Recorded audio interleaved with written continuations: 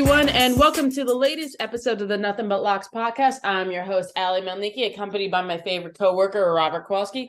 How you doing today, Robert? Ali, I'm great. Thanks so much for getting me back in the saddle again.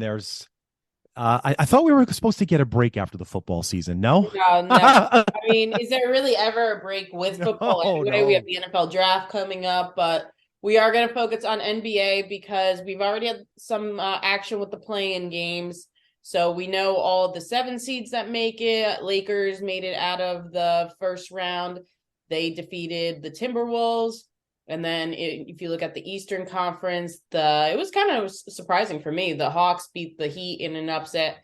So we're still waiting to find out the number 8 seeds, but we might as well just get started with the preview because let's be honest, I don't think any of the 8 seeds are going to be either the Nuggets or the Bucks, but hey, I've seen stranger things happen, but I'm going to go off the presumptions that we haven't. Exactly, Anyway, and that's exactly true, Ali. And I'm so sorry. I figure at the very least that by the end of this episode, we give our listener maybe something different to root for. I'm hoping that the angle that I found in this particular year's version of the NBA playoffs might give us, well, at the very least, someone live for the championship that maybe we're not used to. Yeah, let's we'll get into our predictions a little later. But let's start first, Robert, with the betting trends. What are you seeing so far? Let's start with value. As you look at the odds to win, let's start with the conferences, Eastern Conference and Western Conference. What teams for each conference seem to have the best value? Now, not necessarily the best chance of winning it, but if you're a bettor and you don't maybe want to bet the favorites, but you want to get some value with your bet, what futures bet are you singling on?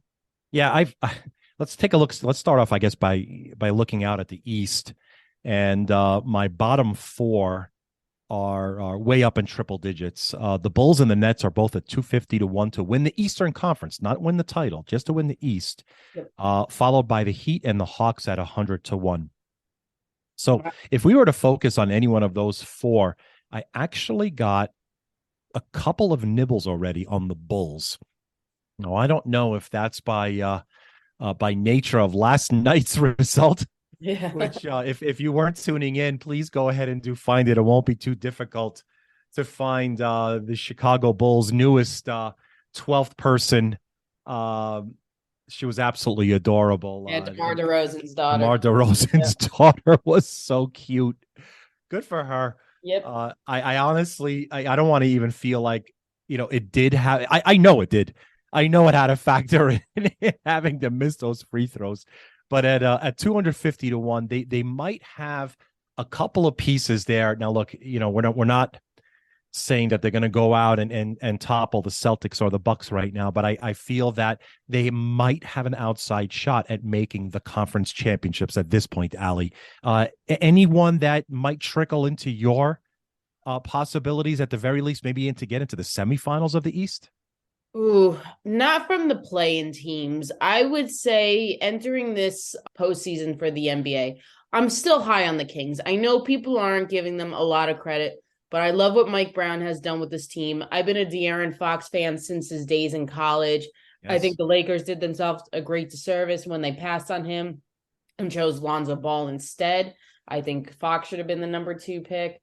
I love how this team has finally blossomed behind his leadership. I think that they're scrappy enough. I think the Western Conference, Robert, is wide open. I don't think the Eastern Conference is wide open. I think it's coming down to the Bucks and it's coming down to the Celtics. I think the Nuggets, as good as they have been all season, I still think they're a vulnerable number 1 seed. And like I said, I'm going to ride the Kings. I'm going to ride the scrappy team that just has everything going for them, right? It reminds me of the Grizzlies last year, and now the Grizzlies, we know who they are. But when they had John Morant just get unleashed, I actually think they would have beat the Warriors if he doesn't get hurt in that series against them. So I'm going to ride with the Kings on this one. Ali, this is excellent, right? So if we take a look out at the West, the Western Conference, okay, let's forget about the Wolves. The Wolves are 100 to 1 to win the West, and the Thunder 250. But you're absolutely right. If we think, and I do think that the Suns and the Nuggets might be false top choices in the Western Conference, then we might take a look at the Warriors at 3 to 1, followed by the Lakers at 8.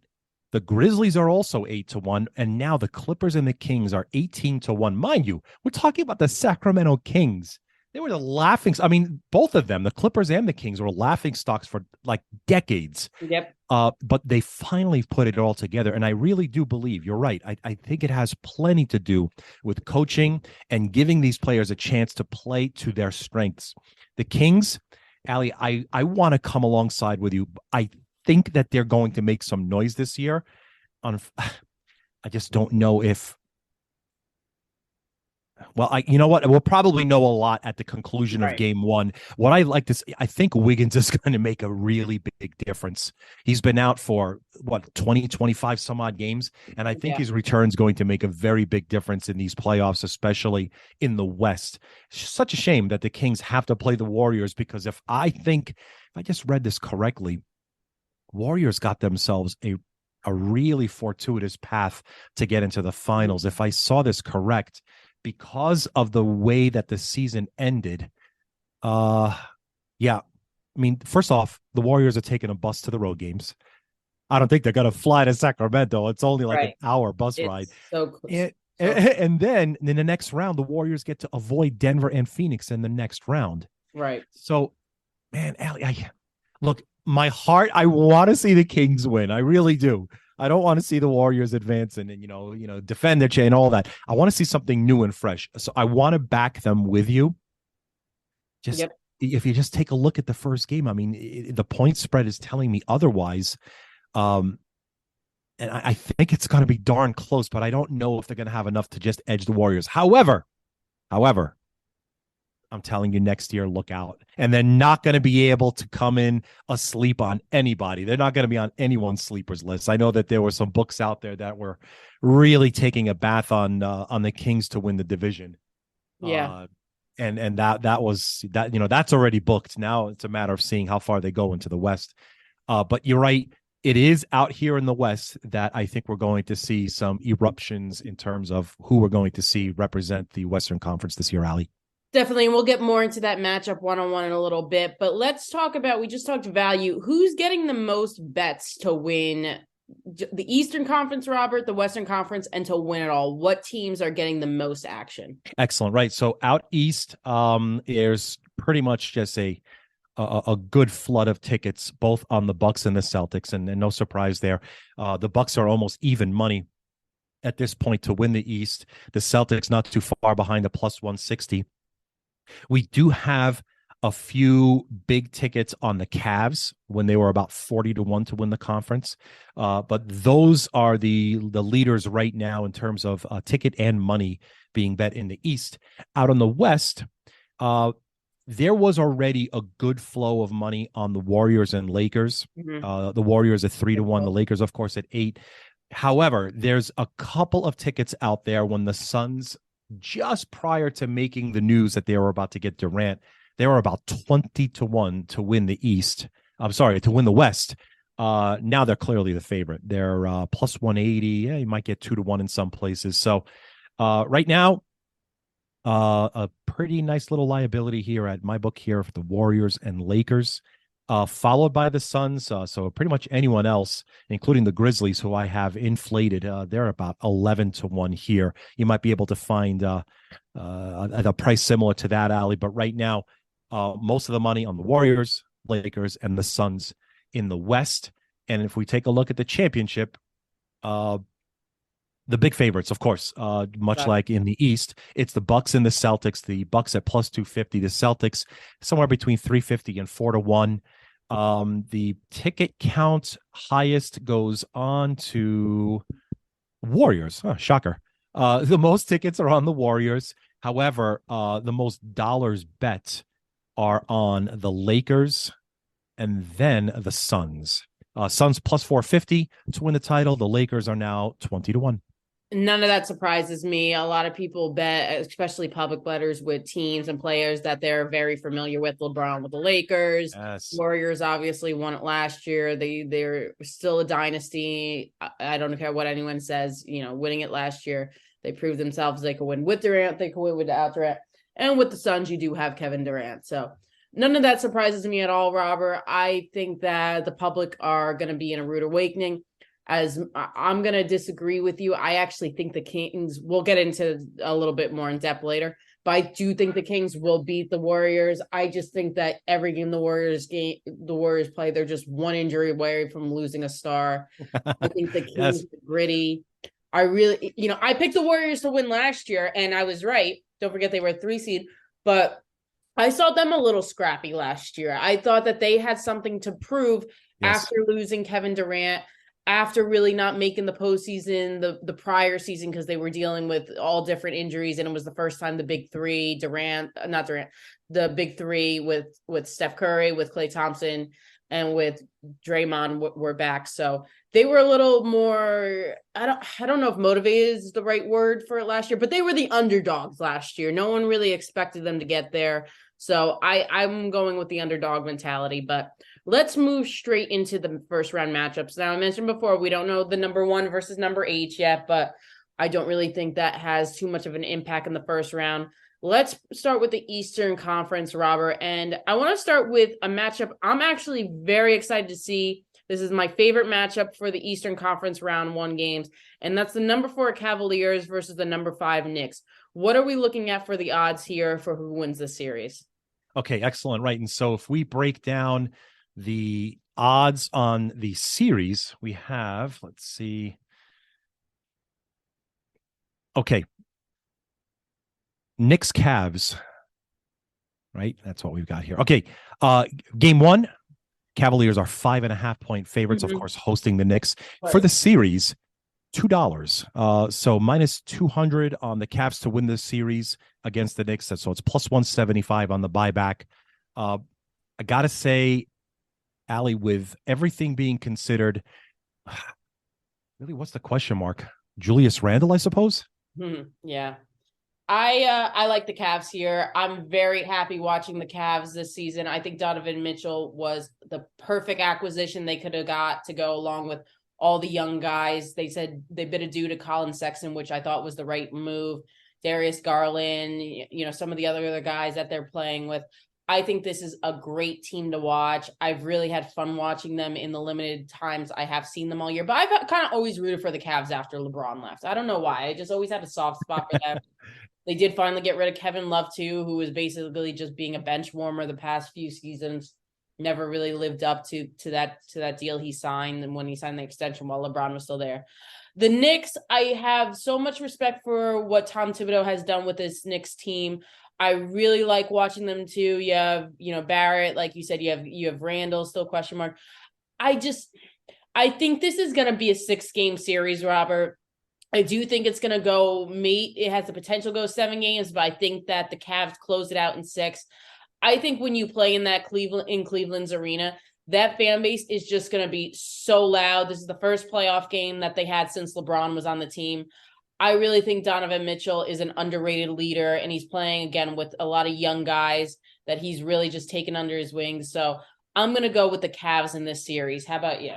Yeah, I agree with you, Ali. I think that if you look at what Mitchell's going to be able to do, especially against the Knicks, I don't think that they're the best defensively, and maybe that's why they're only, in the bottom half of the seeding. I mean, look, both the Cavaliers and the Knicks, they're two young teams. They've really started to turn it up, and they're peaking right as the playoffs begin. So I think that both of them are going to stick around really late. Heck, I think actually it might even go 7. So I too will pick the Cavaliers, except in 7 games. All right, let's go to the next one. Before the season, everyone probably would have loved this matchup. You have the 76ers as the number 3 seed, the Nets as the number 6 seed, but surprise, Kevin Durant and Kyrie Irving are no longer on the Nets. It's a completely different looking team, but they still managed to make the postseason with the number 6 seed. Robert, what are the odds for this series? That they are, exactly. So if we take a look at how everything played itself out, really a different kind of a look. So you can probably shop around and find the 76ers probably no shorter than as minus 1,000 to win the series. The biggest favorite by far on the board, outside of the Celtics and Hawks. But heck, I mean, there's some places that are even as high as 1,300 to win $100. So the buyback, you could probably find it when you were about 6-1, 7-1, maybe 7.5-1 on the Nets to win. Going to be tough, especially being that game number 1 in Philadelphia has the Sixers as an 8-point favorite already, Ali. I would actually take the Nets in game one to cover. I don't think that they win in game one, but I think that this is a spunky team that is playing to prove that they deserve a roster spot next year. And I actually think game one, they come out and they make it close. I think the 76ers end up winning at home, but maybe the Nets upset them in game one, but I think that's the best game they're going to play in this series. And I actually think this series is over in about 5 games, Robert. So I'm going to go with the Sixers here. How about you? Yeah, it's a good point. I didn't think about just breaking down, and I think I remember we did this last year, where if you might be able to find yourself into a position that you can time the series prices, that might be to your favor. Not one here. The disparity in the pricing is too far a gap to really find a good position here. However, you're right. Grabbing 8, heck, yeah, there's even an 8.5 in one place here. Maybe not a bad idea to grab some of the points there in game one. However, yeah, it's probably An uphill battle. I'll go 6 games. I'll say Nets pick up 2. So Sixers win the series 4-2. Take them in 6. All right, next one, Robert. The number 2 seed Celtics versus the number 7 seeded Hawks. What's the series pricing for this one? And this one is the highest. Right. The Celtics are all the way up to minus 1,600 to win this against the Hawks. So you're finding the Hawks possibly anywhere between 9, even 10-1 to win this series. Forget about winning the title or even the conference. They're 10-1 to win this series. And conversely, if you take a look at game number 1, they're even a bigger favorite. The Celtics are a 9-point favorite hosting the Atlanta Hawks in game 1 Saturday night. I'm not gonna spend much time on this one.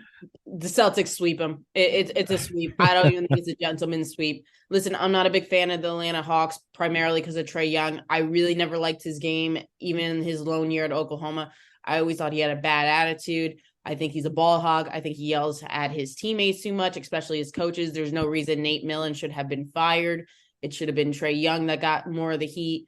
So I give them credit for beating the Heat in their playing game, yes, but I don't think they're any match for the Celtics. Again, we've been hearing rumors that the Hawks might be shopping a trade for Trae Young. I don't think that's the worst move. I think he's a cancer in the locker room. He should have the Hawks, Robert, in the Eastern Conference should have been a top 5 team, in my opinion, after they acquired DeJounte Murray in the offseason from the Spurs. They just have sunk further and further ever since they met the Bucks in the championship. Eastern Conference Finals, right, 2 seasons ago. They weren't that good last year. So I think this is a sweep, and that's all I need to say about that. But yeah. Spicy, nice. I think that there might be a small, and the smallest of windows, that maybe Atlanta picks up 1 win in one of their home games. Trae Young will have to go something like 8 for 9 from the 3-point line. And such a great point. You're right. I mean, they really should have done better. So this has been, look, they barely scrapped out a 500 season. You're absolutely right. They should have done far, far better, in my opinion, with Murray. I thought that they would have been easily, a top 6, if not even a top 4 team on the East. That didn't happen. Yeah, maybe I am being a little generous by having the Celtics win the series 4-1. Yeah, no, I don't think I don't think there's any question that the Celtics have this series in the back. All right, next one, Robert, is the Western Conference. Let's start from, I know we started with the 4 seeds in the Eastern Conference. Let's start with the 2 seeds. The number 2 Grizzlies versus number 7 seeded Lakers. I live in LA. I'm not a LeBron James fan. I'm not an Anthony Davis fan, so I have not been rooting for the Lakers the last few seasons. I did root for the Lakers back in the Kobe years. I loved how Kobe played. I don't like LeBron James, like I said. I don't like Anthony Davis. I just don't like their attitudes and how they play the game. But obviously, everyone in LA thinks that the Lakers are going to win the finals. I want to be so right on this, Robert, when I say I don't even think they win this series. But before we get into it, what are the series odds? Allie, you got me. You got me rolling already. We didn't even break down the prices. The Lakers are a dog in the series to the Memphis Grizzlies. Very likely because Memphis did pick up. I mean, look, first off, they're the 2 seed, right? So they are going to get the extra home game here. Right. But with that being said, wouldn't you think that the number 2 seed would be a little bit of a higher price? Mm-hmm. They're only $1.35. The pricing, your pricing may vary depending on the shop that you go to. I actually opened them at 135, and I saw some 140s. There's a 155 out there. So if you play your numbers right, depending on who you like here, you probably want to go ahead and make sure you get the best price. So the Lakers at plus 115 to win the series in Memphis makes me wonder if the price is so low in the seating, right? We kind of talked a little bit about this during the March Madness tournament, where seating sometimes is a little bit misleading. In this instance right here, makes me wonder if the price is so tiny, if just maybe, those two teams are paired up pretty equally offensively and defensively, Allie. So normally I would agree with that assertion, but I think that the public just loves the Lakers. They want to pick LeBron James. They want to pound the Lakers, that it's a bit inflated because of that. I actually think that the Grizzlies are a superior team. I'm not buying this new look Lakers that snuck into the postseason because they had an easy schedule down the line, and it looked like D'Angelo Russell was they did their mea culpa, shouldn't have traded him. Yes. Yeah. Whatever. I think that the Grizzlies, they just gotta have swag, Robert, and they're not afraid to go up against the Lakers. I think they want to face the Lakers in round one. I think the Lakers are too old. I think all of their roster is just one twisted ankle away from missing a series. They're still an old team, even though they made some young moves with Russell, with Rui Hachimura, a few other guys that they acquired around the trade deadline. I'm not buying it. I think that the series goes about 6 games. I think that maybe 7. In that case, I still think that the Grizzlies pull it out and win. I'm going with the younger team, the hungrier team. I'm sticking with the Grizzlies. How about you? Allie, and I have to tell you this, full disclosure to everybody, and everybody knows by now. I mean, how much we talk about the New York Giants. We all know. I mean, we're both, we're both back east. We're in the tri-state area, so I have no skin in the game here at all. Okay, and definitely I've got no Laker love. With that being said, good. With that being said, I really think that we're going to see the Memphis Grizzlies miss Steven Adams. I think his presence inside is really significant. And with him out for the remainder of this year, I think the Lakers going to be able to exploit this. It goes 7. And then if it goes 7, I really think if the Lakers have the same team that they have in game 1, I think they win this series. The Grizzlies have to win game 1. So I will say that the Grizzlies need to take control of the series. They need the Lakers to backpedal and whatnot. They need to get LeBron. They need to get LeBron uncomfortable with his team. When LeBron becomes uncomfortable with his team, he tends to take control. And that used to be good maybe 10 years ago with LeBron, but he's a much older guy now.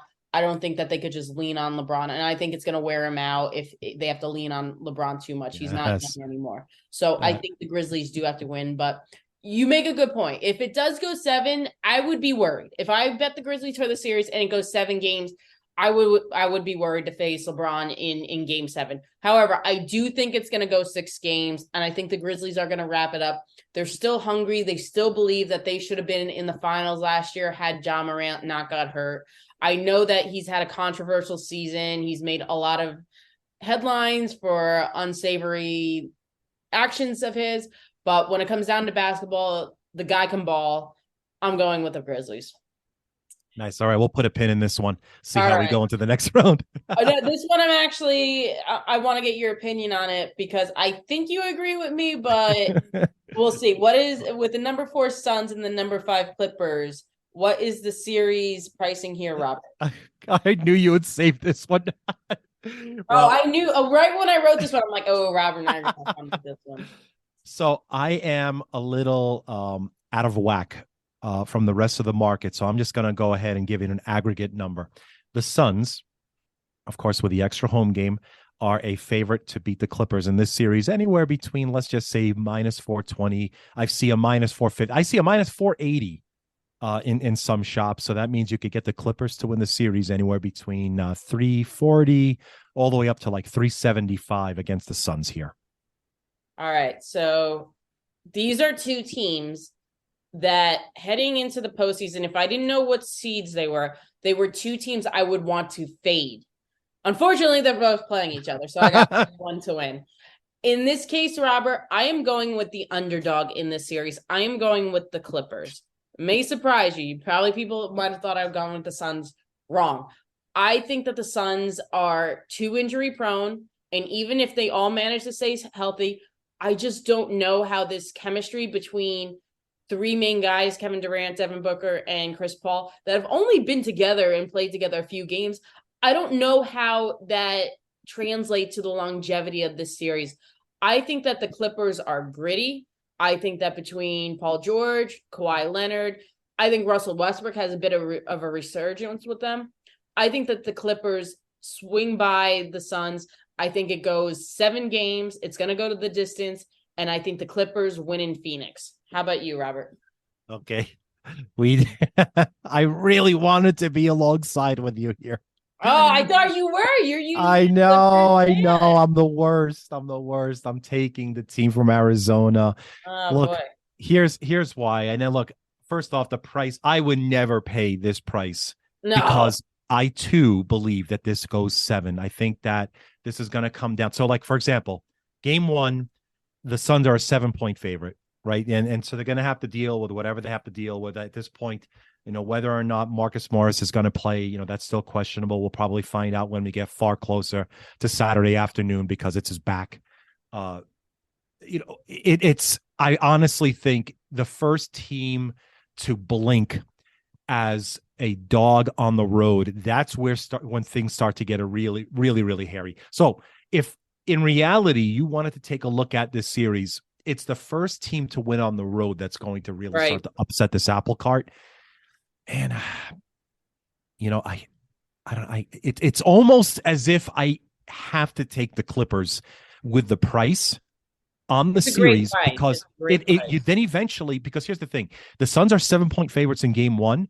If they go 7, I'm telling you right now, the Suns in game 7 in Phoenix, they're going to probably be 3.5, maybe 4. Because they've already played each other 6 times and it's going to be a lot shorter. It has to be. So I would probably think from the positioning here, we're talking about how you can hedge off a series price.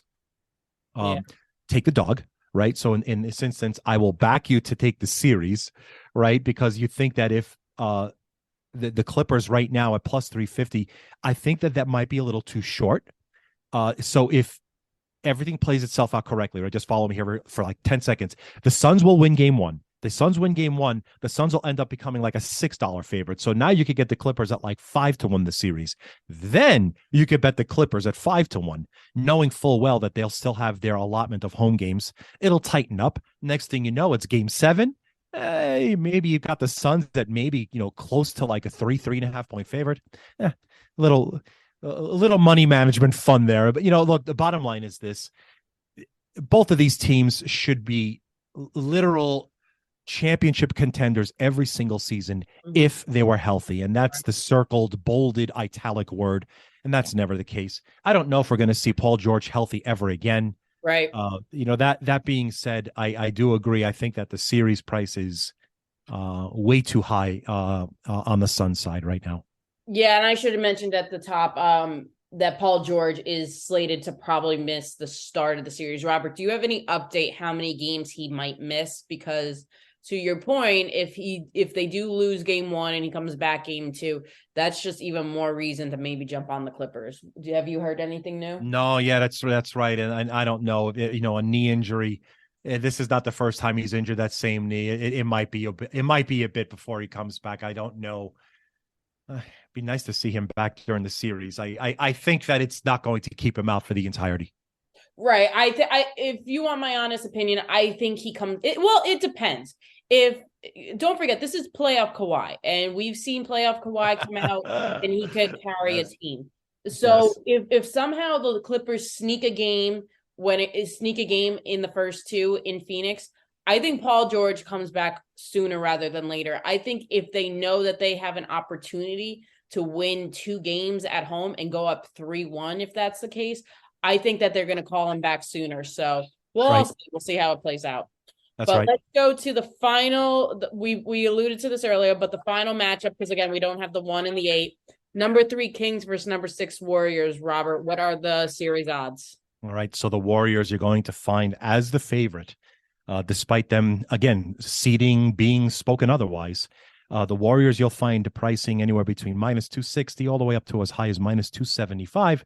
So you could find the Kings to win this series anywhere between plus 220, plus 210, even as low as all the way up to plus 235. This goes back to my assessment with the Grizzlies and Lakers. I think that this series pricing is inflated because people like the Warriors, they still are disrespecting the Kings. I love the Kings. This is my lock it in. This is my nothing but locks. Best bet. I think that the Kings win this series in 6 games, maybe 7, but I'm going to go with 6 games on this one. How about you, Robert? Nice. Let's trademark that, by the way. Let's get someone on that. This We is the will. nothing but locks play Lock of of the the week. podcast. I love it. I will say that this is going to be, first off, I love watching this Kings team. Yes. Only because I want to see them light the beam every single time. There's this there, look, they've been waiting for this for so many years. I'm just glad that they've gotten finally to a point where they, have something to root for. Yes. Allie, this is a formidable team. The Sacramento Kings are. They're just really inexperienced right now. I don't know if they're ready to take on this tall glass that is the Warriors team right now. Much will have to, first off, Iguodala's been out for the better part of the month. He's not going to be playing at all. The question to me is Wiggins, right? So as of yesterday, he's now probable to play in this series. And I think that if he comes in head screwed on straight and he's got his A game, I don't think that the Kings are going to have enough to answer for him along with the usual suspects on the Warriors. That being said, this is another 7-game series. And I really think that it's going to come down to how effective Wiggins is going to be, just in his regular. I mean, we know what he's capable of. Just look at last year. If he comes on in game 1, all guns blazing, I don't think that the Suns, I'm sorry, not the Suns. I don't think that the Kings are going to have, a good fair shot to win this series. I still think that this does go 7. I'm going to pick the Warriors in this one. All right. Well, Robert, before we wrap up this episode, what is your finals prediction? You said it here first. We're going to get held to it. What is your prediction? It's got to come right now. Yeah. I guess it is. We're finally at the end of the episode. Okay. Out of the East. I just want to make sure that our CEO is not listening right now. I'm picking the Boston Celtics to represent the East. And out in the West, I'm going to pick the Los Angeles Lakers. Yes, No, I know you didn't. this is horrible. I know it's not So bad. 19. It's This better not be like your 1987. Gonzaga pick. This better be Gonzaga from 2022 and Houston from 2023. I know it's not 1987, but they sure are making me think that this is probably going to be the year that we see this. I know that ABC certainly wants to see that matchup, I think. Right. Yeah, they definitely do. So yes, I did hint at it. I said I was going to go out and say something that some people may come back at me on Twitter. Yeah, I know it's very likely. But that's going to be my podcast episode prediction for the East meets West. All right. Well, I always take a favorite and I always take an underdog. So I think the Bucks are gonna represent the Eastern Conference. I know it's boring, but I think that they will play the Celtics in the Eastern Conference Finals. It'd be a rematch of their matchup last year. They weren't in the they were in the finals together, I believe. No, were they in the finals? I forget. Yep. Anyway, they did face each other last year. The Celtics won in 7 games. I think that this is a rematch. I think that Boston loses. I think that Milwaukee wins. And I'm going to ride hot on the Kings this year. I'm going to really go for them.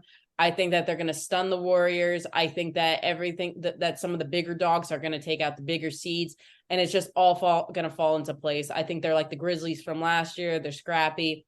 They're hungry. So I'm going to go Sacramento Kings versus Milwaukee Bucks, a matchup that ABC definitely does not want to see.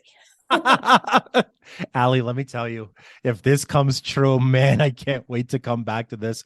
I'm going to replay this episode time and time again. I'm just going to keep pointing to it. I Hey, think I'm you. still riding high that I called UConn from months ago that they were going to win the whole thing. So Yes, I'm that you still did. That you I'm on did. a little bit of a hot streak. I'm going to All give right. that one Well, around.